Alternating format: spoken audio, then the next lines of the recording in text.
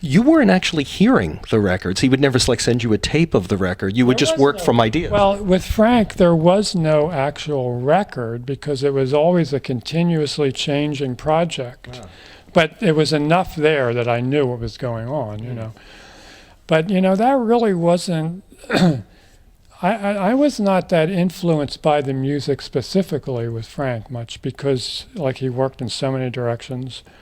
And he either, you know, the covers I did for him were either directly relating to, like, lyrics, like One Size Fits All is based on a lyric, you know, or they were totally unrelated to anything, just something I did that he liked, you know, like Burnt Weenie Sandwich and Uncle Meat. Oh, well, we have Uncle Meat. We'll probably insert these pictures later, but we actually have Uncle Meat sitting here. Yeah, this is a great story because,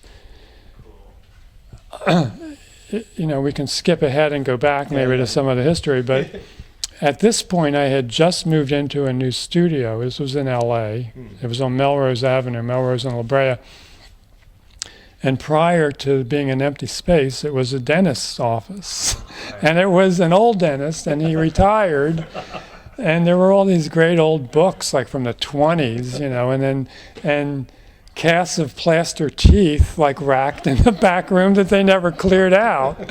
And so we need an album cover. Well, here's an idea. So I threw this little ditty together. The Mothers, Frank, they were on tour in Europe. And so I just did it, sent him, he loved it. What are the numbers under their last name? What is that?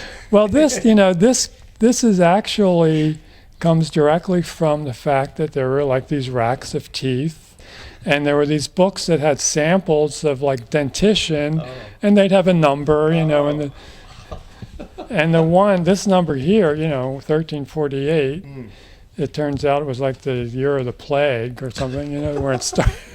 Was that Zappa's idea, or did that just happen? No, that was the number that was on the image that I picked out of the book that was showing dentition samples, you know, on old skulls. Wow. Now the whole book of them, you know, all different numbers.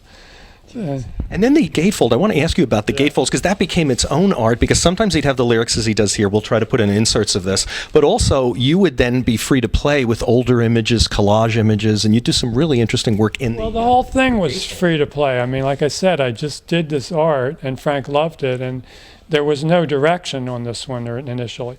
On the album, now there was a book that came with it. Yeah, now the book has a lot of material that's related directly to lyrics and to ideas, and there's a story in there with this giant mound of something. It's been a long time since I looked at it. Yeah. That's a story that he dictated, and then I put that together.